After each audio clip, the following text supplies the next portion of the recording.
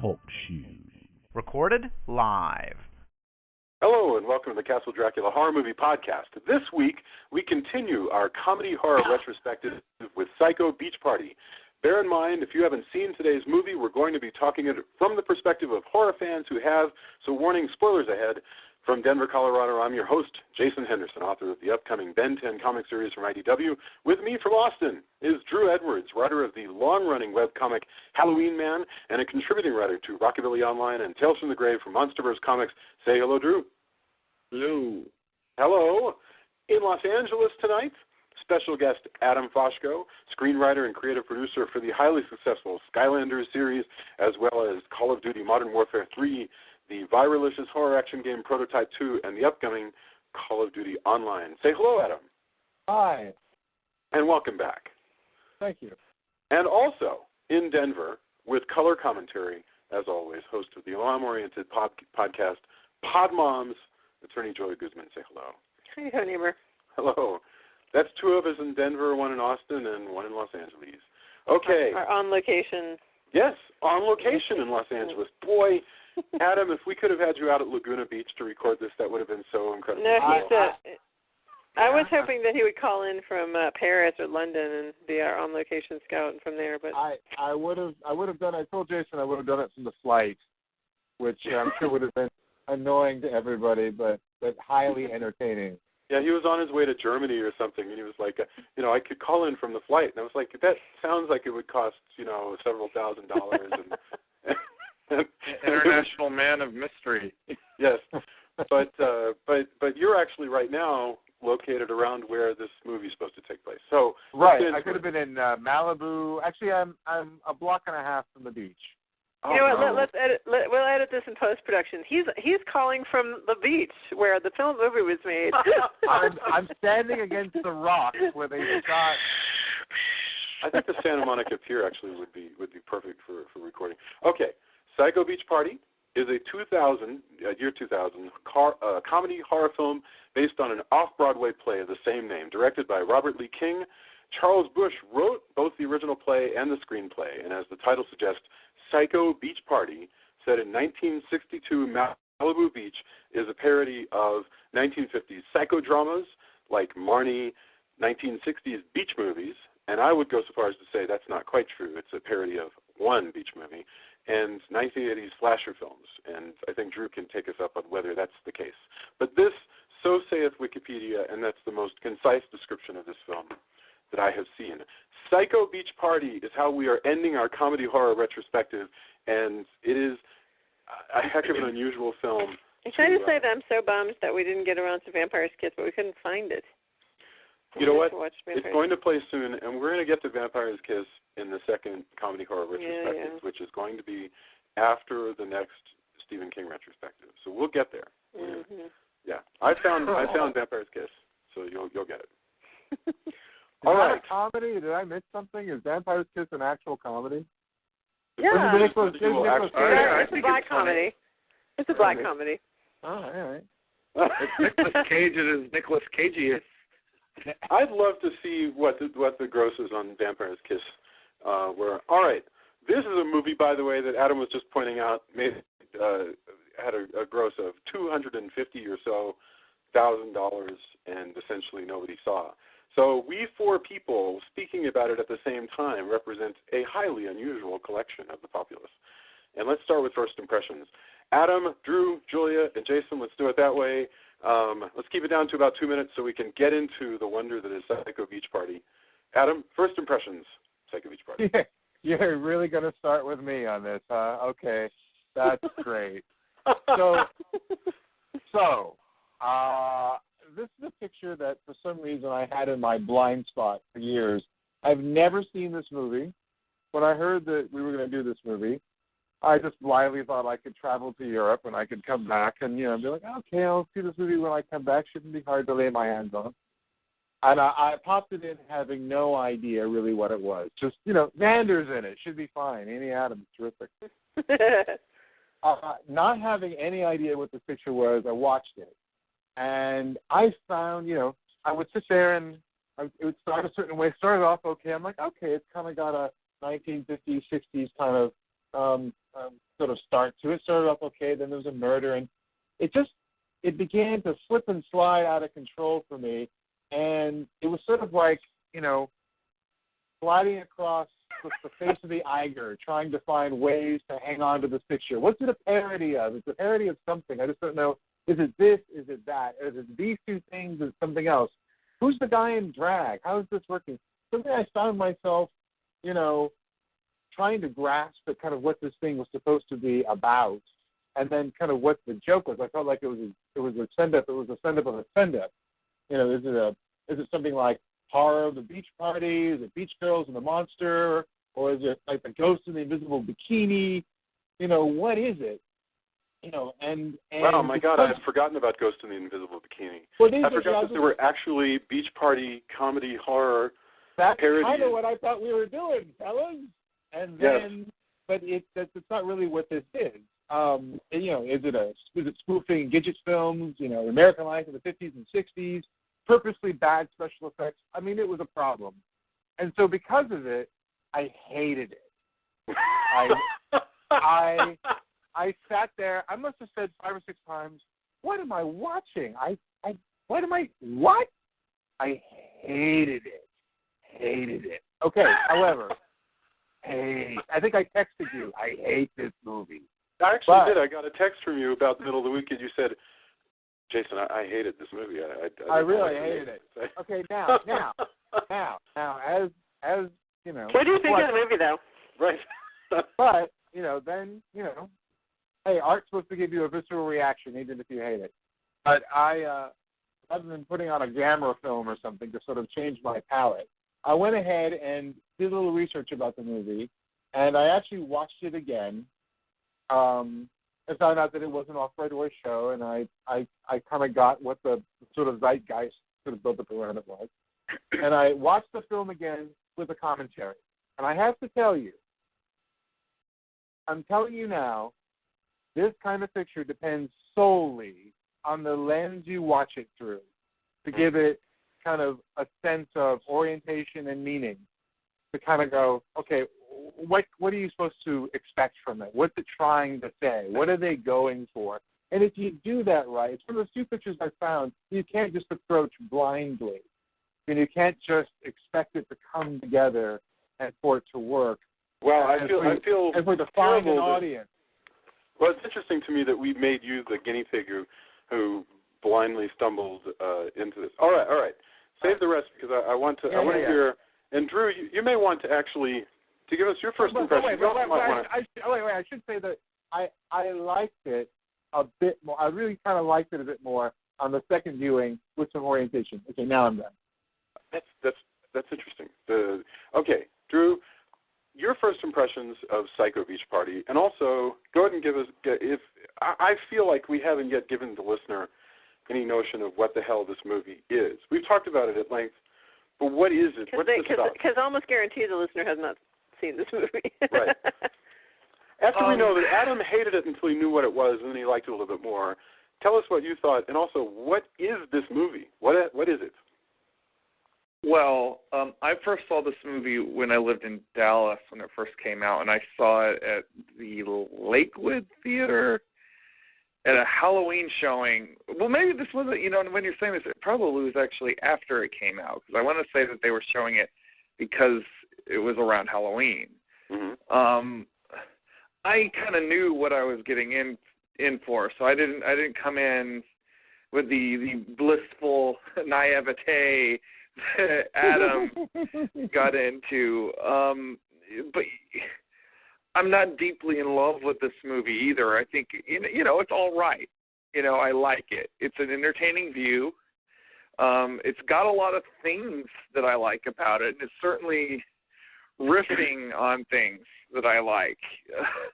Yes. And it's got Lost Straitjackets in it, which is awesome. But are those straitjackets or straight jackets? Los Straitjackets. Like Los Straitjackets. Yeah, that's right. I completely forgot that Los Straitjackets did the score for this film. All right, yeah. I will. I want to get back to your first impression, but for the listener's sake, let me try and give like a 45-second version of what this movie's about. It's about a girl who goes to the beach in what seems to be 1962 or so, and she doesn't get all the boys. The girls don't really like her. Her best friend's a nerd. She doesn't have anything to do, and so she convinces the surf bums to take her in as their weird, short, tomboyish girl beach partner, and they teach her to surf. And but it turns out that she has multiple personality disorder and might be responsible for a series of murders. That's basically what the movie is. Okay, so now we have that down. There's murders taking place, and there's a girl who's learning to surf. Go ahead, continue. Well, like I said, I like this movie. It's likable. If I guess I've never thought about how someone who because this is really the sort of movie that you do kind of have to seek out. Like this is, Rob Zombie, the much debated Rob Zombie that is often a whipping boy on the show, actually has a great phrase about movies like this, and this is one I actually think I agree with. What is it? Weird movies for weird people. Yeah. This is a weird movie. You have to be the sort of person that goes a little bit off the beaten path to seek out a movie like this. Is this the best possible version of this movie? No. This movie reminds me a lot of Cry Baby. It reminds me a lot of Hairspray. Both the John Waters versions. Those are a better example of the sort of lampooning B-movies of the past, although this cross-cuts a lot of different genres of B-movie, which kind of gives it a weirder, a little bit of a weirder vibe than even, the movies I just was talking about.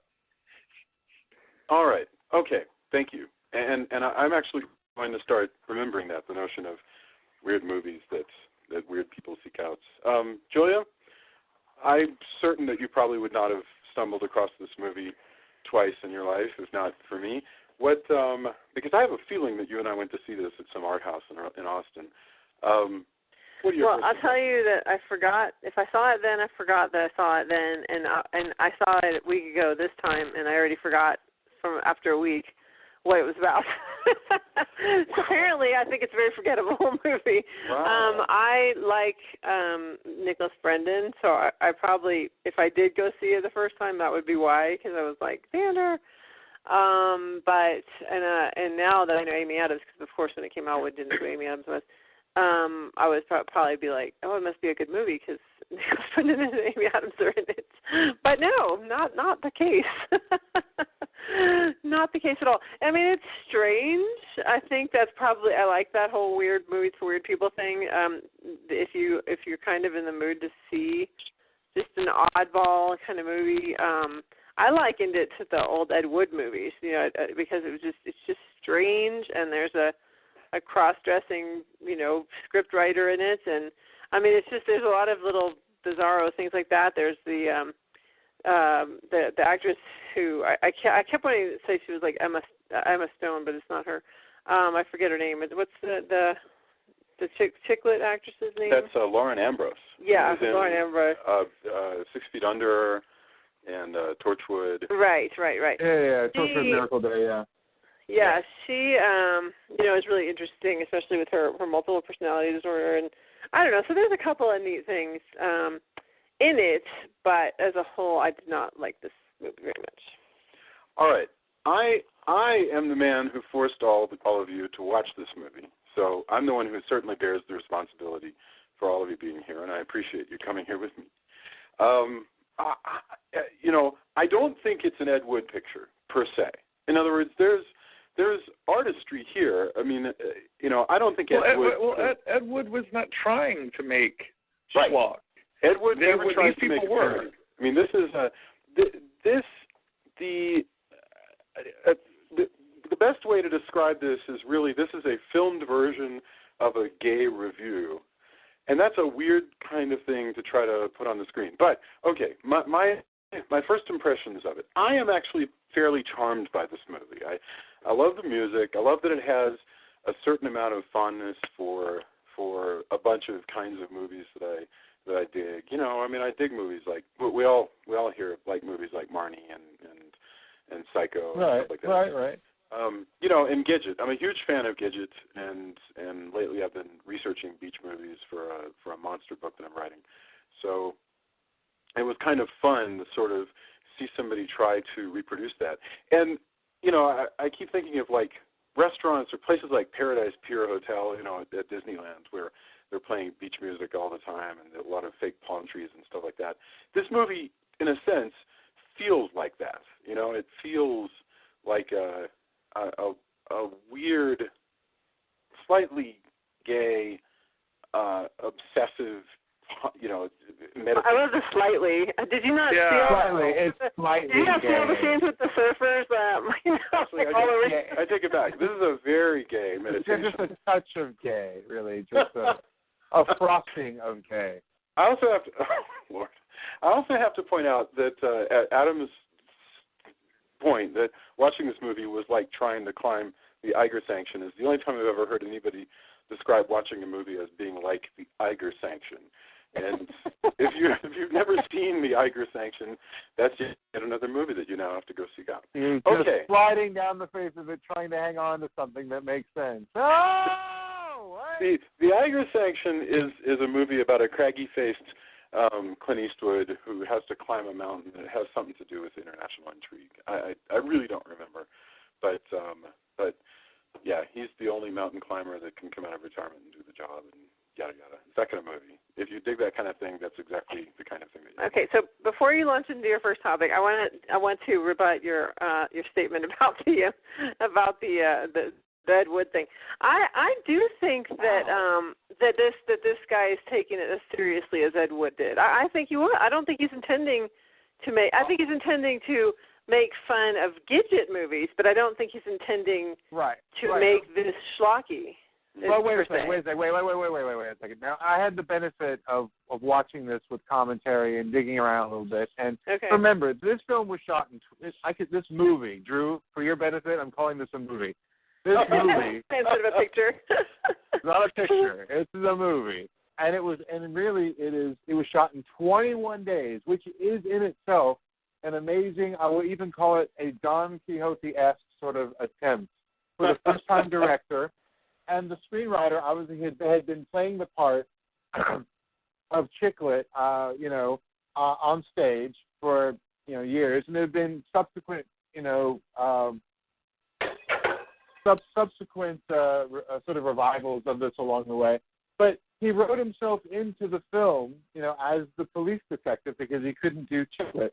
As a female police detective. Right, because he's actually quite a successful a female impersonator, and he was doing his best Eve Arden for the role. But to hear them talk about what they did to make this picture and the things that they had to do, like loop all the lines that were at the beach because the surf was so loud, and they had to do all these various things, and how they managed to get casting together.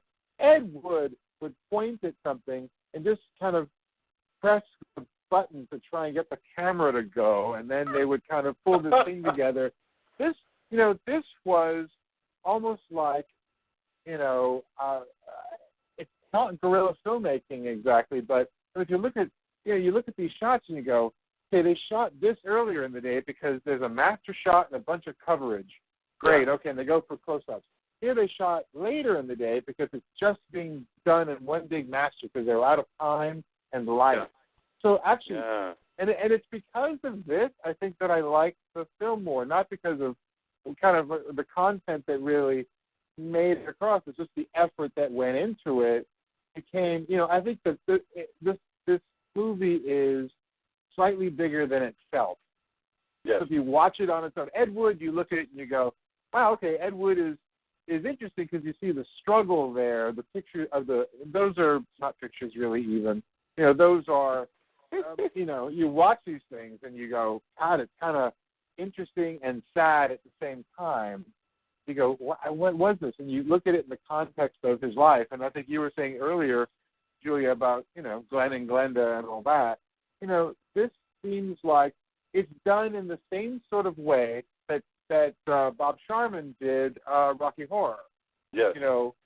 In that kind of, okay, we're going to take this thing that has become kind of successful and interesting in this one particular area, and we're going to make a movie somehow. And it's not going to be, we're going to go with as much found stuff as we can. They shot some of the stuff with Lars, basically at night when they needed, something to bridge some scenes, in an unused softcore porn set that they had access to. You're kidding. To do some of the stuff. They didn't build it. They just found it and they stuck it in.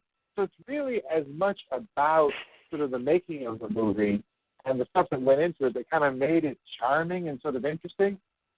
But, unlike Rocky Horror, I guess, I don't think that it had, that's a movie that you, unless you saw it, you wouldn't necessarily go out and seek it and when it was released. Save the Rocky Horror thought for a second. I want to get back to what you were just saying about how well it's made. I mean, think about it.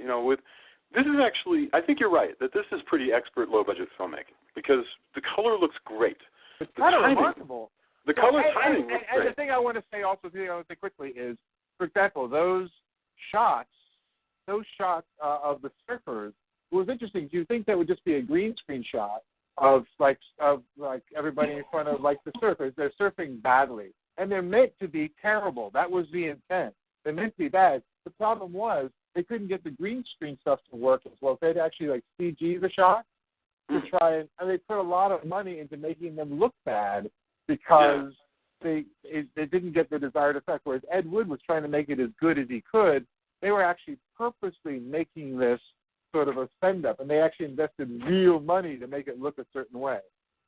It's probably not easy to recreate the effect of, Frankie Avalon surfing, and being in front of whatever. They may have done reprojection actually in those movies. I don't know, but it's probably hard to get. Yeah.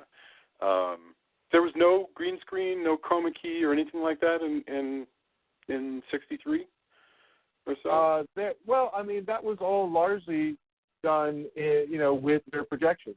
McHale's Navy, right? Look at old McHale's Navy. That was basically, Ernest Borgnine and another guy, and standing on the bridge with the ocean behind them. The same sort of deal. Yeah, no, I get it. Hard to pull them out. In the 1960s. So okay, but you brought up Rocky Horror, and I think it's worth mentioning. What is this movie in terms of tone? And I think Drew, I think you were the one who called it camp, and I would agree with that, really. What is that? Can somebody define camp for me? Because I've never completely. I know what camp is. I know it's Batman. I know it when I see it. But I mean, is it proper to say this is a camp film? And do people call movies campy that are not actually campy? Is that just a word people use? I think camp. The term camp is actually misused a lot because to me, something that's campy, there has to be a deliberate kitschiness about it, whereas a lot of things that get called camp are accidental, like the Ed Wood movies or other. Wait. There's an actual litmus test for this, Drew, and that is, all right. Open question: Flash Gordon with Sam Jones, campy or not campy? You're talking about the one from the 80s? Yeah. Definitely campy. Campy. Is it? Right. It okay. is. It is. I was really worried there for a second. No, but that's really a litmus test. And the thing is that that was largely, you have You're saying if the movie winks, if the movie deliberately winks at look how absurd this is, then it's campy. My example of camp from around the time period that this movie's trying to evoke would be like Dr. Goldfoot and the Bikini Machine. Oh, Thank you for that one. Or the Girl Bombs. Yes. Both exactly the same. But here's the thing, too. Dotted line, too, and it's related. Dotted line to female impersonations.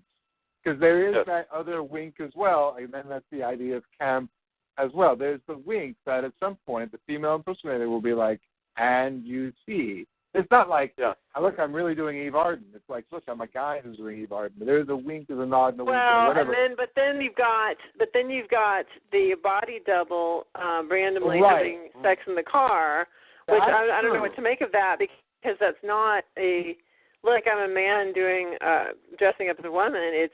I'm pretending to be a woman, and just to kind of sell that, I'm going to have a body double in here. I was kind of confused by that. That was odd. That was a very strange. But it didn't bother me, because at that point in the film, I would pretty much let the movie do whatever the heck it wanted to do, because it was very strange, But to get back to the pretty obvious. It's a pretty obvious body double. Like, I don't think it's supposed to be fooling you. Well, it's just like in I'm Gonna Get You Sucker, when they switch to body doubles, and the guy will suddenly have longer hair and a mustache while he's throwing somebody through a window, and then switch back to the bus. That was something they played. By the way, I'm Gonna Get You Sucker. If I could figure out a way to fit that into this podcast, we would do I'm Gonna Get You Sucker. But that would be great. Yes.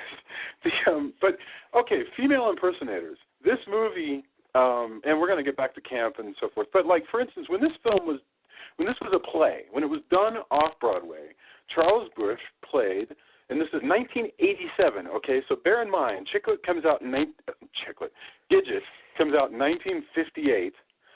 So this is barely, it's not even 30 years,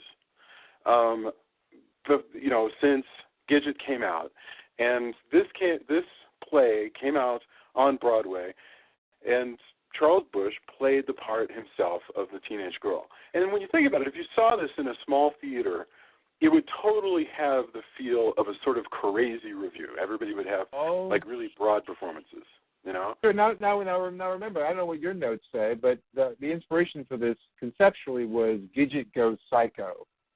Right. And then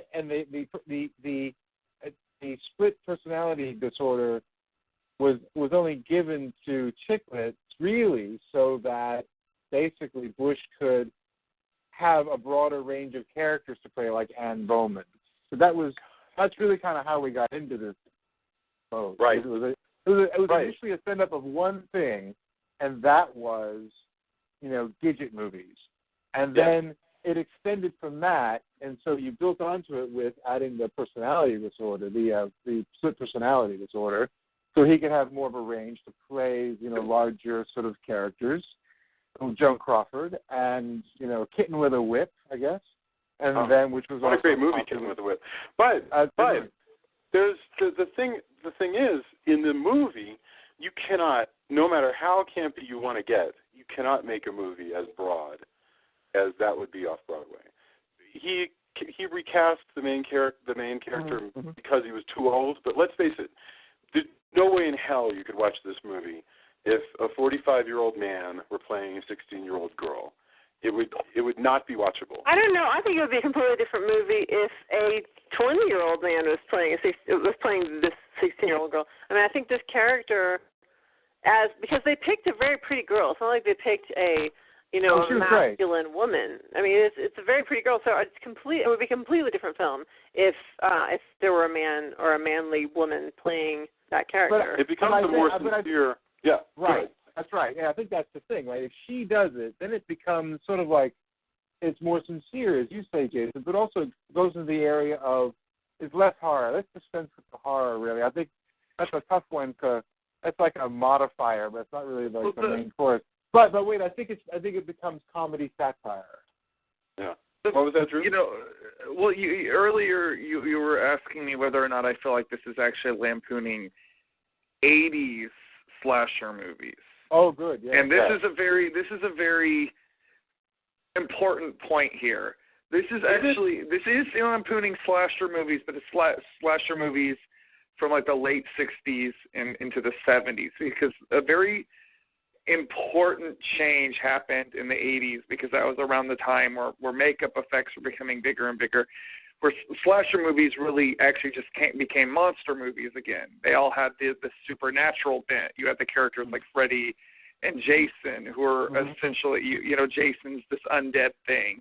Freddy's this ghost. You have, characters like Pinhead and Chucky, which are all again, supernatural in nature. Or Michael Myers. Michael Myers is kind of the cusp of that. Like, that's the start of it. This has more digging into, psychoanalysis and everything, which is part of the psychology, right? Yes. Yeah. Well, I mean, the 13. Yeah, exactly. The others like Peeping Tom is something they riff on a lot in this movie. What about Twisted Nerve? Did you ever see Twisted Nerve with Haley Mills? And in that case, the guy was, I can't remember. He had some congenital birth defect that made him want to kill people. But does that extend to even sort of the slightly higher brow, sort of what we'll call higher brow, the higher unibrow of basically Dress to Kill? Yeah. They certainly do their a number of homages to Psycho, even right down to there was I can't remember the specific scene, but I remember there's a scene where the score starts sounding almost identical to the score in Psycho at one point. Well, he goes off into a Hitchcock territory with the whole, when we find out, because for the listener who hasn't seen this movie, you for the longest time presume that Chicklet must be the one doing the murders because she's the one who has a multiple personality disorder and seems a little unhinged. And you later on find out that she's the main suspect, but it's not her. But when we find out why she has this multiple personality disorder, they basically do a lift from Marnie, where, her mom was a big slut and slept with sailors, and that made her go crazy. All of this is like totally late 50s, just second and third hand Freudian nonsense. But it's all extremely cool. And the whole business of how she goes crazy when she sees circles. I really well, and we have to talk about what's his name?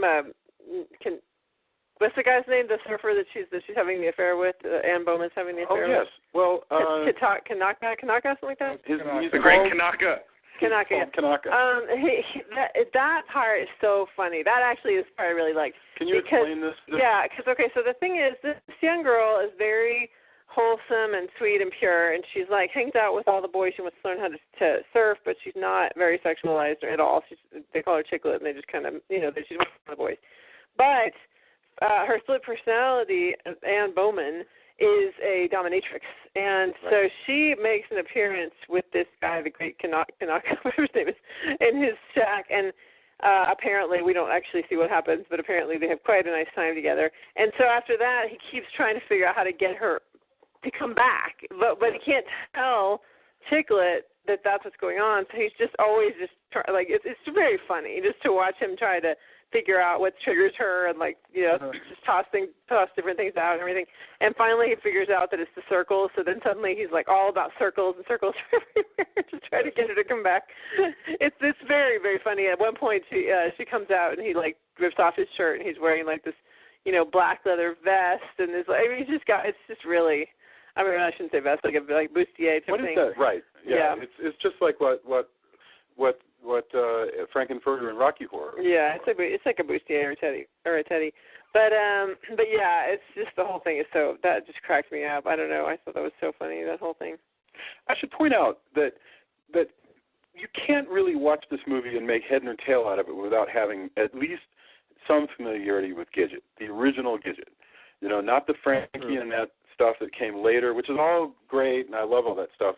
But honest to God Gidget, which was about a lot of things. I mean, the very, very brief version, it was about how America was changing. It was about this Jewish girl who comes to Los Angeles and wants to learn to surf, and she's making her way among these locals, and she's trying to dodge her dad.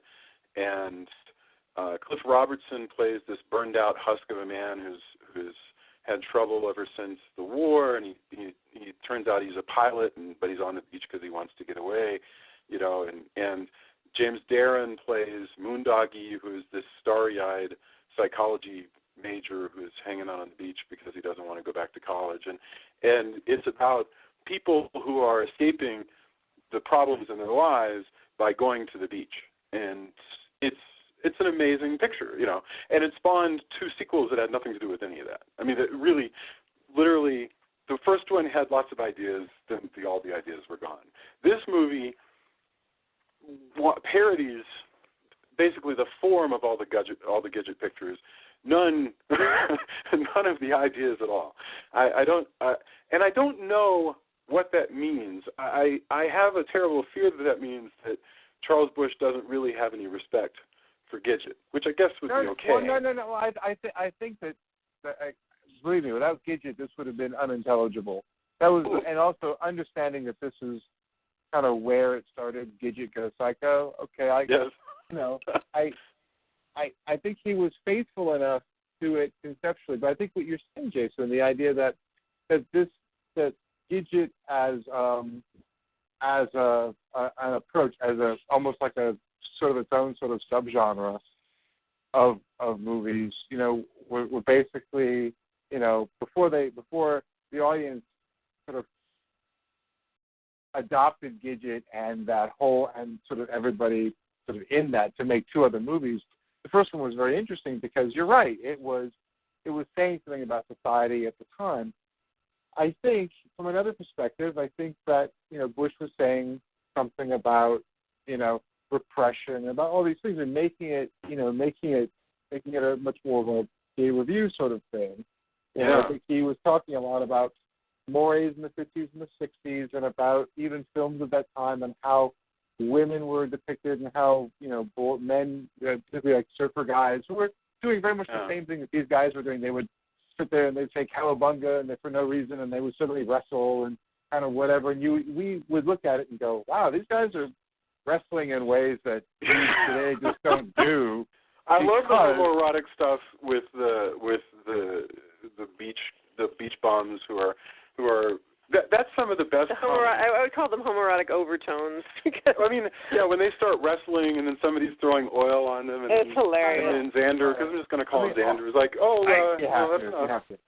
But I think I think that's very specific, and it's done purposely, not out of disrespect, but it's sort of building on that as a kind of as a way in. What were you going to say, Drew?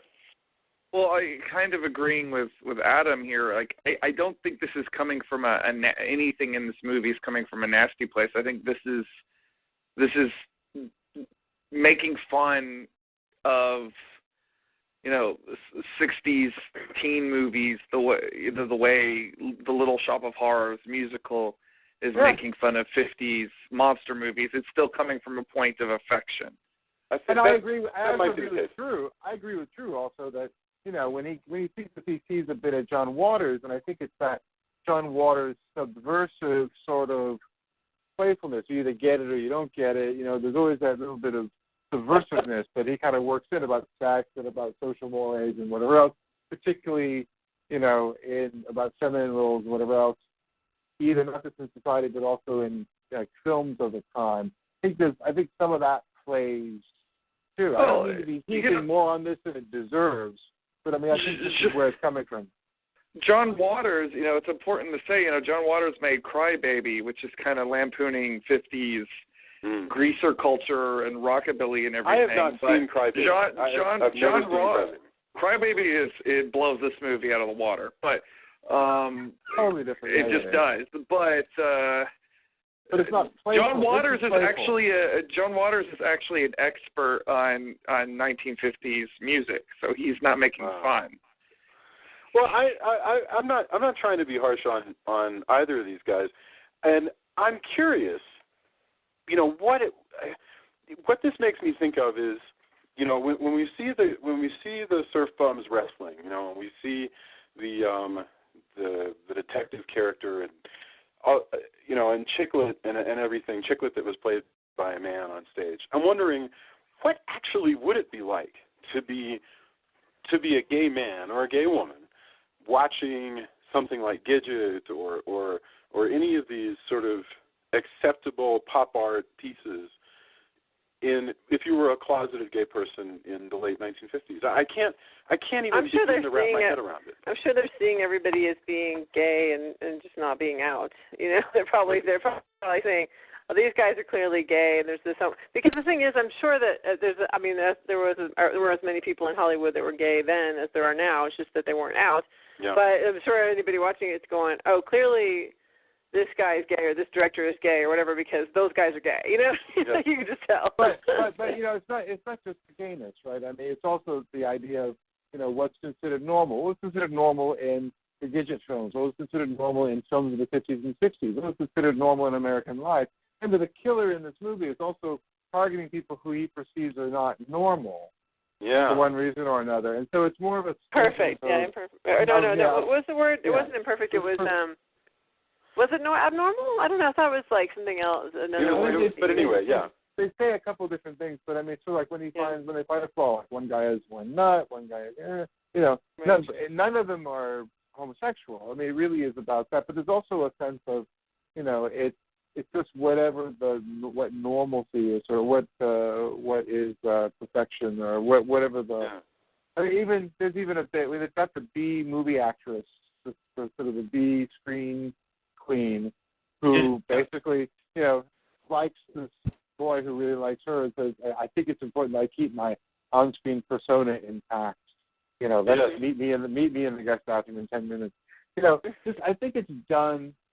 You know, John Waters, I think, takes a very serious sort of approach to it and sets up a world and a movie and a narrative that, you know, actually has a statement that he tries to sort of, you know, this is much more playful. This, you could tell, was done, you know, not as like I said, in the end, it's really like a series of skits. You know, if it holds together, it holds together just by the skin of its teeth, honestly. So, yeah. It becomes, the difference is it's like really watching, like you would watch this show on stage, you know, except that it's just better covered. You know, it's just got more sets. It's got more, you know, you actually are watching the wrestling scene with the guys with more cutaways. You know, here's a thought about that. When you put it that way, suddenly it seems very important to me that this movie exists. Because I remember I watched things like Camelot and Barefoot in the Park and stuff like that on Showtime because, you know, I was in Central Texas. There wasn't anything, you know, but Showtime was filming Broadway shows and putting them up on the screen. I saw Camelot. Yeah. Yeah. Oh, and what a great revival of Camelot that was.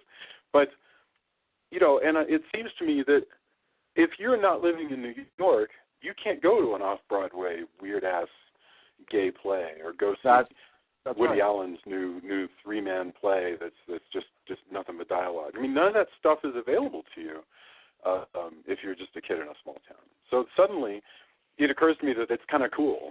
Yeah, but you know what, though? I really feel like you can't – I mean, you can bring a version of those shows to the greater audience, but it's completely different experience. I mean, whenever I watch a play in real life, I always think, you know, okay, yeah, I'm here with the characters, I'm buying this, I'm in it.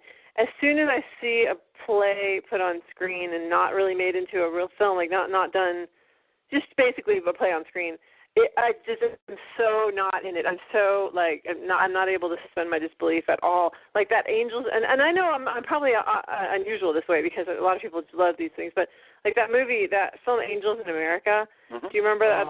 Yeah. I hated that, and like everybody else, I think so many people liked it, but I hated it so much because I could just never get over the fact that this is a play and it was very in your face and over dramatic. I mean, even though if I had seen it on a stage, I probably would have been totally there with it. But you know, I was just like, this is just, they're so over dramatic. Oh my gosh! But I mean, I think that's the thing. Is like drama is meant to be not you know, with the capital D is meant to be on stage, not meant to be, you know, melodrama. I guess I should say. Yeah. Well, and weird reviews probably, you know, but. So I hear you. I'm okay with it. I'm fine seeing plays filmed. But as Adam said at the beginning, it matters 100% what you know when you walk in. Like if you know I'm going to go watch Orphans starring Albert Finney, and I know that this is really just a two-hander play, and it's going to be on a movie, but really it's just a play. I can watch it. I get it. I get why they never leave the room. You know. Whereas if I you don't didn't think know, yeah, and that had Treat Williams actually coming through it. But if I didn't know that that was what I was watching, then yeah, I'd feel like, whoa, hey, I could have watched Iron Man. I don't understand. I could have watched Iron Man. Yeah, that's what I said to myself over and over. I could have watched Iron Man. Yeah, it was. If you don't know, it is definitely a problem. But again, I don't think that people would just find this on their own. I'll give you a slight example, which might lead us in another direction as well, and that is that, okay, I was like the rest of us, Drew maybe even more so. I was a kid when Rocky Horror came out in the theater, so I had no idea, no concept of the fact that there was a stage play, that it was started in England, that there were reviews in L.A., and I didn't know anything about that. It came on the cable, and I happened to see a piece of it, and I was like, what am I looking at? I'm not sure what this is. Mm-hmm. It was an installator, where I knew somebody who was going to go and perform, and everybody sort of did, and that's what kept the Rocky Horror Picture Show alive for so long out of the art house circuit, was really people coming and singing the songs and learning the music and doing the performances and all the spectacle that, if this thing had more songs and maybe had some more spectacle, it's not that lightning would strike twice, but that's one of the other critical differences between. No, but the songs, no. The songs in this movie are not memorable. I don't know. No, I know. That's what he's saying. They're not, and I think that's part of the issue. I mean, if you look at Shock Treatment, which was a sequel to Rocky Horror, right? Yeah. That didn't make it. That's an example of lightning really not striking twice. And I think also because it was just the stuff wasn't as memorable. It's not even that it wasn't fresh; it's that it didn't have the same traction. Shock Treatment. You're talking about the one Richard O'Brien. It's a sequel to Rocky Horror. Right. I've never seen it. I don't even know how to get my hands on it. Actually, I have to say I'm stunned doubly tonight to learn that you have not only not seen Cry Baby, but you have not seen Shock Treatment. When you first said Shock Treatment, I thought you meant Shock Waves, which is the thing about zombie Nazis on an island. No, but I like that. Yes. Well, that's a fine film, and it's got John Carradine and Peter. Well, I mean, and again, we have to now watch Shock Treatment. But I mean, this is I'm going to visit you with Shock Treatment, having had to see this movie. But I think the thing is, and I'm coming there too with this movie. The thing is that I think that if you didn't know what Rocky Horror Picture Show was, and you went to the theater and you're like, oh, I like rocks, I like horror, I like shows. How bad can it be? And then you sit down and you get the lips. You're immediately like, my brain is crystallizing. I started looking at Ren and Stimpy for the first time and not quite getting it. Yeah. You don't know you just don't know what it's. But I think that's more of a complete expression, the complete. I think that Rocky Horror Picture Show is really much more it's much more evolved, and it's more clearly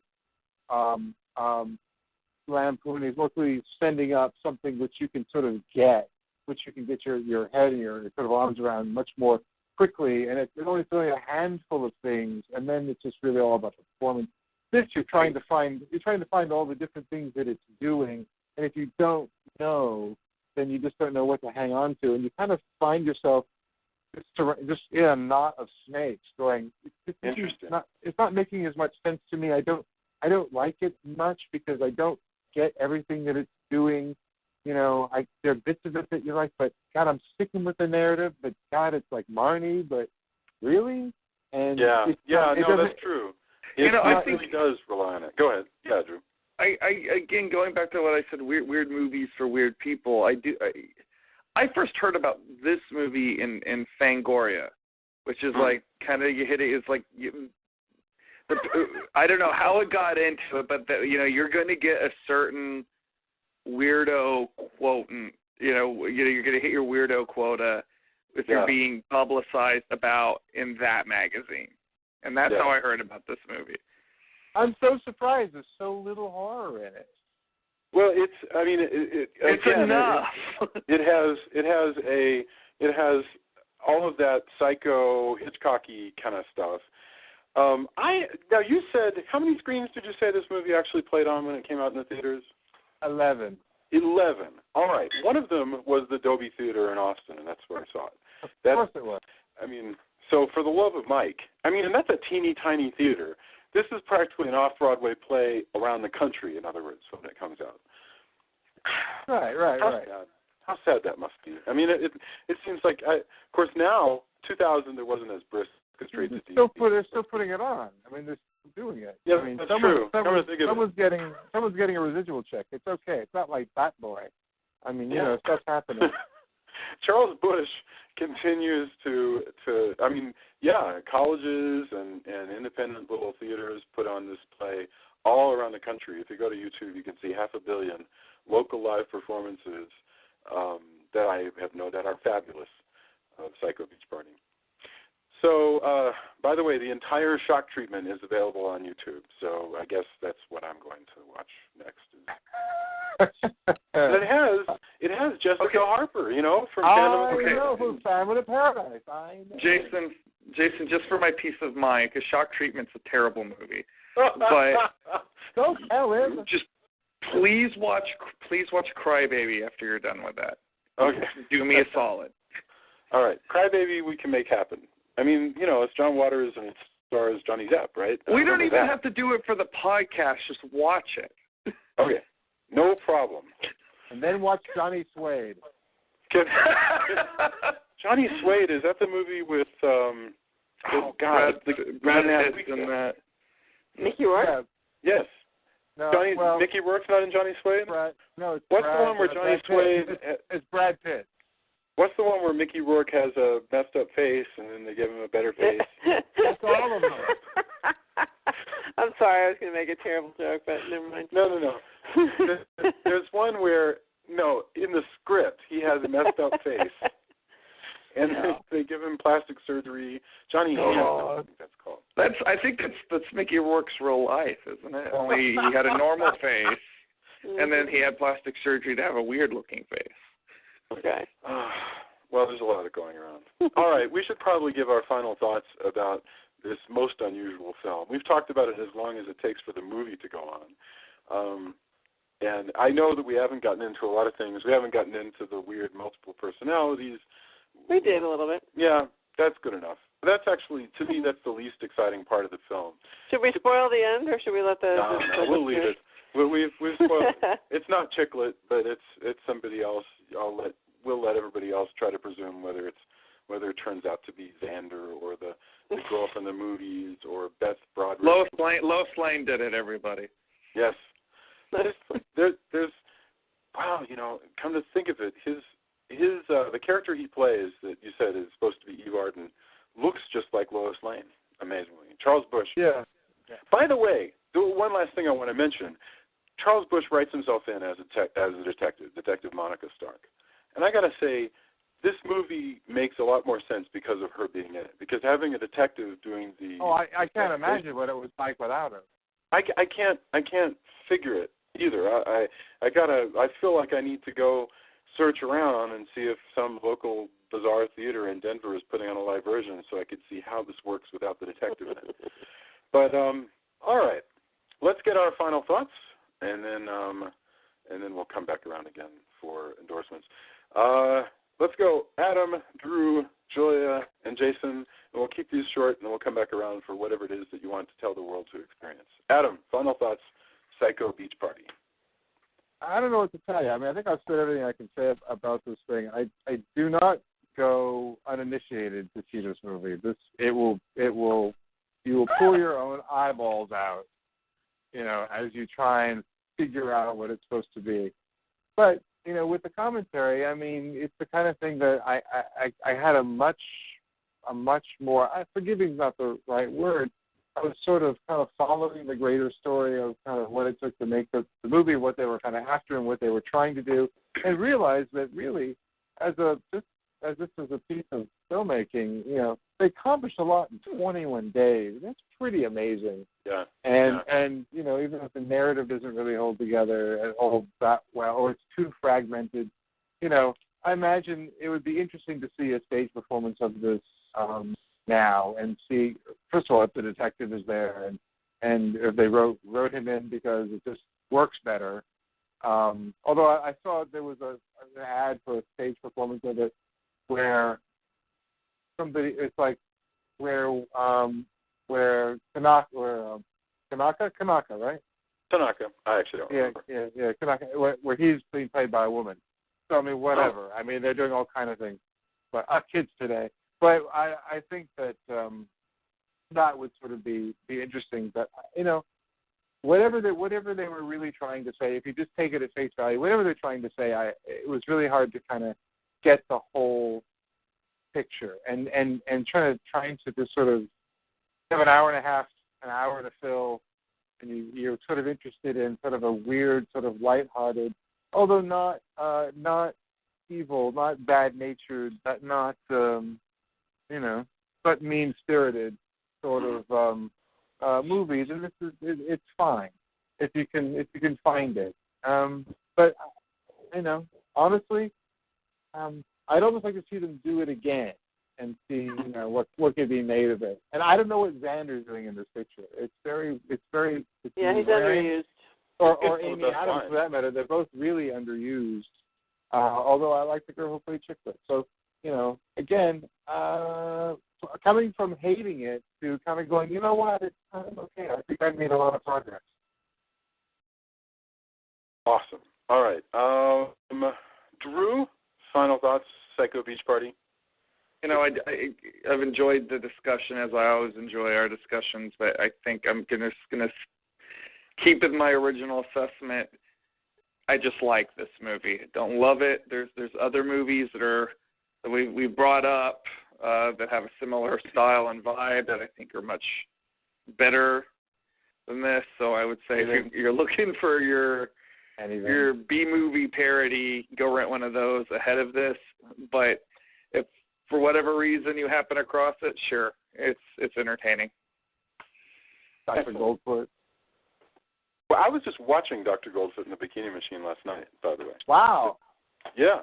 You didn't call me. No, I should have thought to. You know, I'll be in LA in a few weeks, and we can kick back with Dr. Goldfoot and whatever else it was. Oh yeah, Shock Treatment. Awesome. Okay. And Shockwave. I'll do that. Julia, final thoughts, Psycho Beach Party? You know, I don't really have anything else to say. I just, like I said, you can't remember it. A few moments that are worth taking in, but I wouldn't necessarily spend a lot of energy to try to find the movie. It's not really going to be that easily found. It is not that easily found. All right, and it's not that easily found. I feel like I kind of am thrilled that we've given this movie some attention, given that it's very difficult to find. It's not on streaming anywhere. You know, we got the DVD. It's true. This movie would have to bite me in the face like a snake for me to sort of go, oh, this movie, I should see it. Yeah, but I'm really glad we watched it because it's. I have a real fetish for movies of the kind that this is parodying, so it was cool. It was cool to see a movie that at least, you know, was thinking about those pictures. And now, of course, for Drew, I will go watch Crybaby. For a 3-week shoot, this holds up remarkably well. And, you know, think about it. If you go out and do some high-def filming, the first thing you'll notice is how poorly the light will look. You know, it takes a lot of post-production work to get your color timing right and to make a film look like a real movie. So this is pretty darn good. You know, this was very competently done. You're making it sound like it's a college project. Like, it's well done for an amateur who's only has. It's, you know, it was an actual well done like for the blind theater movie. What? Well done for the blind. Right. Yeah, exactly. It's like exactly. It's not like, you know, our friends. 21 days though. 21 days. Yeah, 7 pages a but day. Then my That's question amazing. is why? I mean, the fact is, why make a movie in 21 days and then put it into theaters? Like, why? Yeah, Roger Corman used to do it all the time. Well, also it has a pretty decent B cast. I mean, Amy Adams was coming up. Lauren Ambrose was on TV. Nicholas Brendon was on TV. These are people who I remember seeing the trailers and going, I'm going to watch that because I want to see a movie with Xander in it. I mean, well, that's what I'm saying. It's why make it in 21 days if you can actually get these people. That's about money. The time that you spend filming has to do with the budget that you have. So this movie was made, if you can believe this, for $1.5 million. To me, that's a lot of money to make a crappy movie. But I don't. That's what I'm saying. There have been great movies that have made. There have been great movies made for less than that. Great movies. No. Look at Robert Rodriguez. I mean, he made which one is it? Was it Desperado or one of those? Mariachi. Oh, Mariachi. Yeah, for less than that. Or Blair Witch Project. I mean, there's all these wonderful films that are actually made cheaply, and they did a good job with them. So that also comes down to content. I mean, we look what their kind of this is probably a very faithful representation of what they were wanting to get across.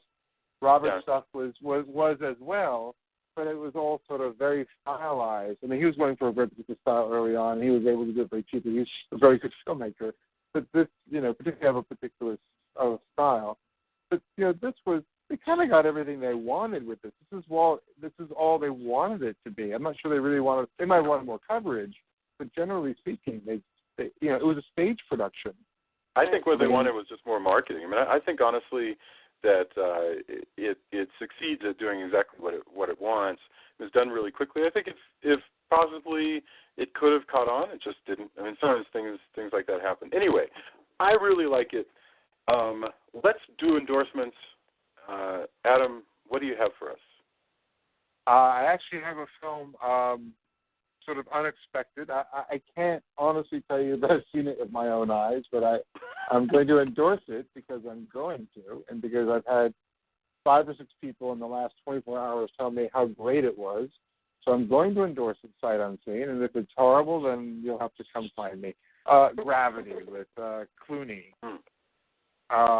Apparently, if someone has likened it onto sort of modern 2001 in terms of what it's going for and its technical expertise. I doubt really, the technology is amazing. Yeah, I think I heard that some of the dialogue was a little scripty is kind of what I heard today. But I've heard someone I know who's seen it now a couple of times since the weekend, and they've really gone on about it. So I'm kind of doing that sight unseen, but I'm going to see it myself. But it seems to be remarkably good, like really remarkably good. And it was also the leader in the box office this last weekend, and also this has been the best because of it. This has been the best October in I don't know how many years for box office. So that's because of that movie. That's interesting. That's really interesting. Okay, Drew, do you have any endorsements for us? I do. I'm going to have a slew of endorsements over the next few weeks because my birthday, always people bring me lots of neat gifts, which I always appreciated. First and foremost, I got The Art of Ray Harryhausen by Ray Harryhausen and Tony Dalton, with a foreword by our foremost Hobbit Wrangler, Peter Jackson. And it's a really cool book. It's got Ray Harryhausen talking about his films and his influences, but it's also just page after page of his artwork and how he came about designing these various creatures and sequences in his films. And he passed several months back. We did that wonderful retrospective. If anybody wants to dig a little deeper and you can hunt this book down, I'd suggest go to it. Hey, Drew, is this a reprint of the book from the 70s, or is this another completely different book? I don't know. It does. Well, I mean, considering it's got, like I said, Peter Jackson did the foreword, I would say, no, this is definitely not a reprint. This is from... I mean, they would have reprinted it with Jackson's foreword. It's like kind of what I was getting at. No, this is from 2010. Okay, cool. Very cool. Julia, do you have any endorsements? Well, I just love my TV, so I'm excited that Homeland is back. It's a great show, and I'm really liking. There's a couple of new shows that I'm liking a lot. The Blacklist, which is a really fun James Spader show, is kind of neat, and then I'm actually not a fan of sitcoms at all, but I was so excited to have the Robin Williams show, The Crazy Ones, come on with Buffy, and Sarah Michelle Gellar, and it does not disappoint. He's just awesome and crazy, and they're letting him just be himself, which is incredible. And then the Michael J. Fox show is actually a lot of fun too. So there's some really good stuff out there if you're a TV person like myself. Also, if you like a softcore porn, but you want to pretend you're not watching softcore porn, you can watch this new show called Masters of Sex on Showtime, which is about the life and times of William Masters and Virginia Johnson, who were the scientists behind a lot of sexual revolution type stuff. But I was telling Jason, I'm like, it's just softcore porn, and they're just pretending that it's not. But it sounds like that's not necessarily a bad thing in your mind. Exactly. No, we can live with that. All right, outstanding. Let's see. For me, there's a lot of things I could endorse, but what I'm going to endorse right now, actually, if you're going to watch Psycho Beach Party, because I assume that if you're listening to this, the chances are you're going to watch that, then you really got to see Gidget. It doesn't make any sense not to, so I'll throw that in there. I'm trying to elevate the world's memory of beach party movies. I think that's great. Yeah, so that's good. I was worried you were going to say, like, if you're going to watch this movie, I'm going to endorse gin and lots of it. So I like that you went with Gidget. Yes, Gidget, 1958, starring Sandra Dee and Cliff Robertson. If you've always wondered, what the heck, look at me, I'm Sandra Dee is referring to, it's referring to Gidget. Up until now, I've been stuck on Psycho Killer, Qu'est-ce que c'est, but now I'm going to be stuck on Look at Me, I'm Sandra Dee. Oh, yes. The other thing that I wanted to mention, other than the fact that Crybaby is also entirely on YouTube for free, there's a brand new Blu-ray for Halloween, and it is the 35th anniversary edition, remastered, and it looks good, and so I'm really excited about that. Okay, well, I am very thankful that you guys were able to join me for this. If you're listening, like us on Facebook, leave comments, join in our many, many polls and other conversations going on our Facebook page, review us on iTunes, tell your friends. We want to grow, and that is happening, and we're very thankful. So have a fantastic evening, everybody, and I will talk to you all soon. All right, good night. Thanks, guys. Hi, Talk Cat.